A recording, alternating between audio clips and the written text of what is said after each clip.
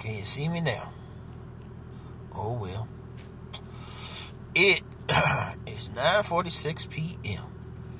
It's also the 18th of February, 2023.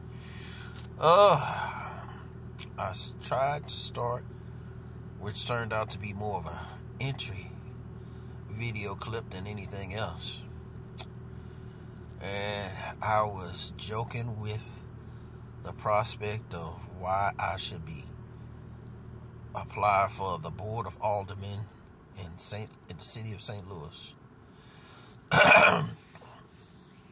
And I came up with a couple of things I was voicing off with, like, let me think of them. Abortion, gun violence, which breaks down to violence with the gun versus a gun as a tool. It is a tool, basically. It's used for home defense, power projection, and establishment. That's a new phrase, and you'll learn it too. Has its civil uses as well as military and law enforcement uses. Okay. Why I say it's a tool? Because really, to tell you the truth, it is not. It doesn't have free will. It is not automated, nor will it give off human emotions. All it will give at the turn of a switch, such as the lever to pull and the firing pin to strike the bullets. What is it? Percussion cartridge is a bullet. That's it. And that's a sad thing to say, but that is the truth of the reality. Next, abortion. Why does it have to be two sides? It's actually about four. When I say four, there's pro-life, pro-choice, the needs of the many, and the needs of the few. Star Trek said that line, but I'm going to put it like that.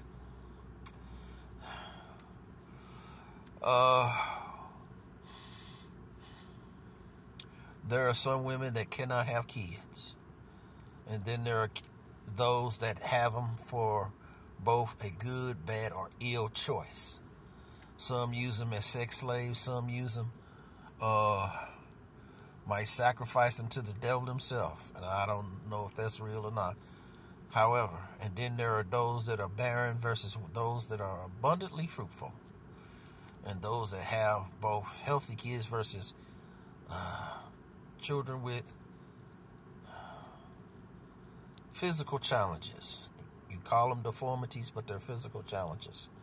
Sometimes emotional.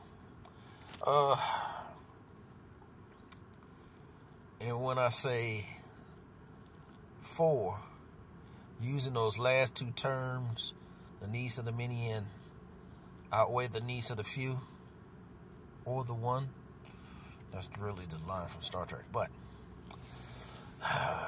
here comes another person, what we call the godly and the ungodly compromisers. Right now I'm at the age of 54 and I would love to have a child. The irony is Lord,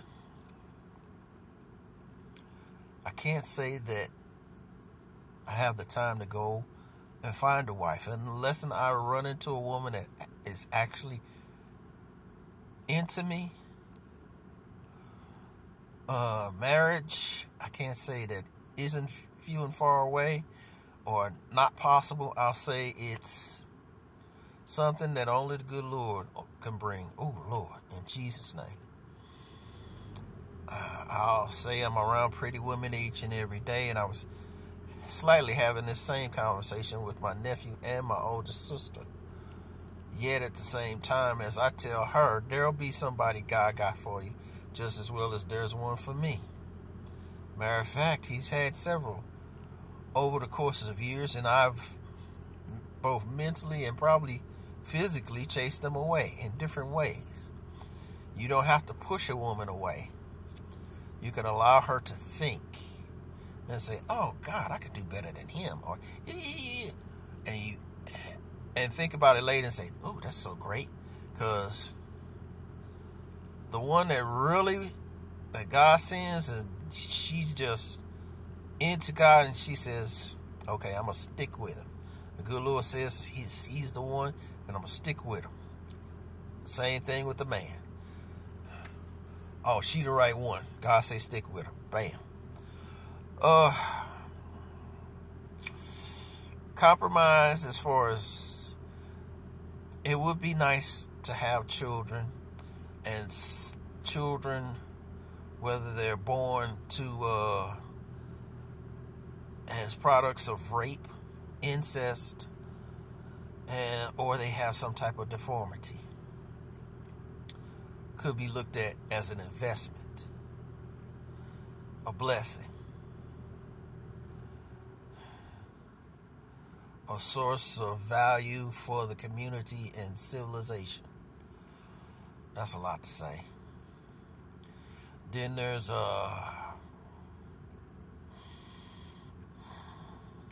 human trafficking. That's one of the things I wanted to put under safe haven laws.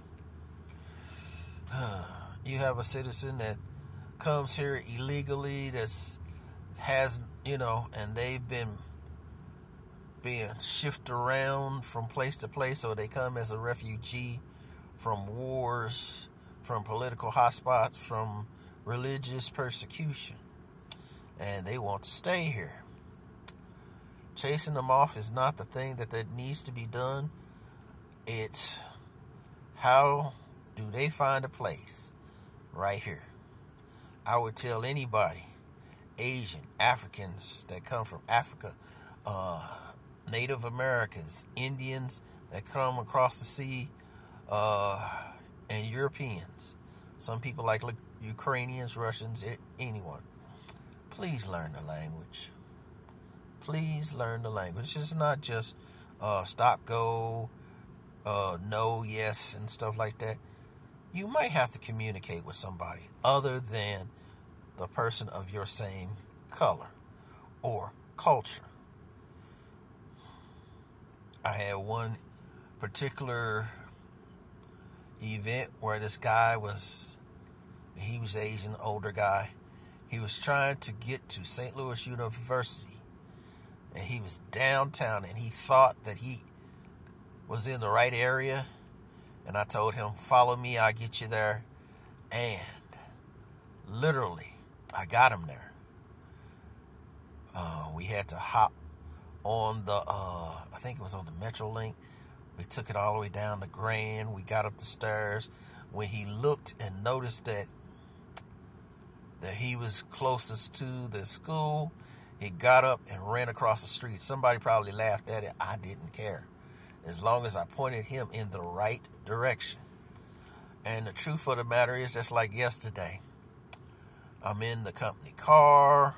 I have a person in the back, and there was this lady that was right there, and she was on the Arsenal exit, where I can get off, turn right, go down, what'd I say? That's east or west? Anyway, Jameson, go up to Jameson and the Arsenal, both bridges, or interchange, I'll say it like that. Here I am, rolling my window down, asking her what she needs. She asking for money, and she said she was homeless, and she had her baby in the car. And at the time, which I wasn't lying, Lord, I didn't have no money. But if she wanted me to get her some gas, I could have easily said, hey, I'll go get you some gas. You have to follow me. I'll take you to the, if she had said that, I would have easily given her gas, but I didn't say that. And that conversation it didn't work out for her. And I said, be careful. And hoping that she I saw her car leave, and she went somewhere else. I wasn't trying to And like me and him, the person that was in the van with me, said it could have gone another way, which it could have. She might have had a person in the car that could have come out and tried to rob both of us or killed us. So thank you, Lord, it didn't work out that way. And I didn't explain none of that to my sisters and my nephews. Yeah, we know it's bad out here. And yeah, job creation. It shouldn't have to be where 2 people, matter of fact 5 people, white, black, Indian, Asian,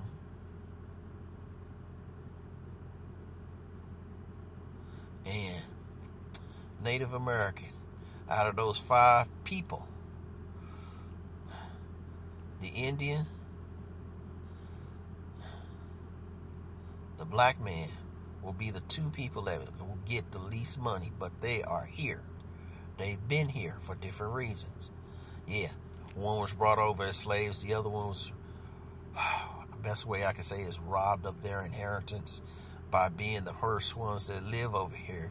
But people wanted their land so much that they wanted to swindle them out of it. Now, as I think and live and breathe on this, it's like, okay, yeah, we got some rights. I remember recording something pertaining to where this lady had said something, I think it's on my YouTube channel, talking about 20 acres and a mule. And if that had been changed into a loan that would come up to about $500,000, it would be nice to get $500,000 and change your life forever instead of being poor all the time or waiting on somebody to give you the lottery. I know that because, hey, I would love to be able to slap some money down and gain the lottery. Same thing. If I thought I could have betted on Kansas City winning the Super Bowl a couple of weeks ago, do you think I would have not did it? Hey, I'm just going to be real about me, and if that offends anybody, oh well, that's their business. Mine is being honest with myself. Next, I said job creation and retention. We can't burn anything because it produces fumes in the sky, or it gets in the water or in the land. Yet at the same time, Lord, these jobs are being kicked to the curb because nobody wants to use fossil fuels, nobody wants to mess up with the water, and nobody wants to mess up with the air. There's a part of me that does want to reach for the stars. Why? Because there is 8 billion people on this one rock, or what I call a blue marble, or what's called the blue marble. If we can't do something for ourselves, we should do it for the future generations. And let's not have one person that has this madman mentality that if I can't win, everybody dies. Sorry. I'll admit, I would love to get on the board of aldermen and use that $72,000 and start creating businesses. That's like right now. I'm trying to explore the idea of being a writer in the Writers Guild West. I think I'm going to fill that one out. That would be fun. Here it is, a lowly guy who dreams of big aspirations. Maybe he could be like the gentle congressman or something. Eddie Murphy played that movie. But my life comes out to almost 7 movies, and I can think of them in my head. One of them is that Eddie Murphy movie. Then there's The Nutty Professor, Secret Life of Walter Mitty, Space 1999, Star Trek and Star Wars, Firefly, I'm thinking of space above and beyond.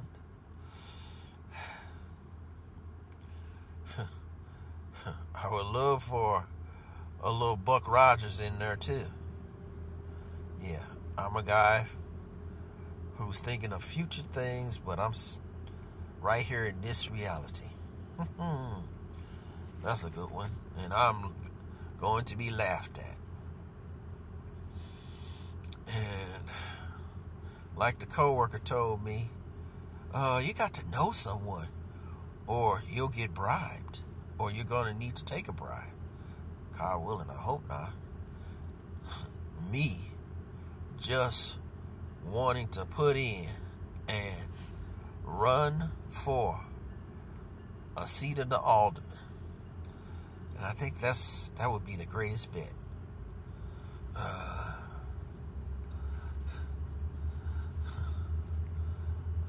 It's just putting myself down for the odds.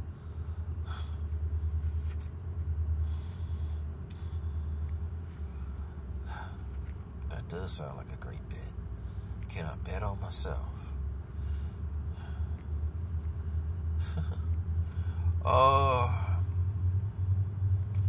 I'd have confidence in myself, but can I bet on myself? I don't know. And that confidence is because the good Lord allowed me to still be here. Which is more in Him than in me. Let me get ready to get something else together while I'm sitting here.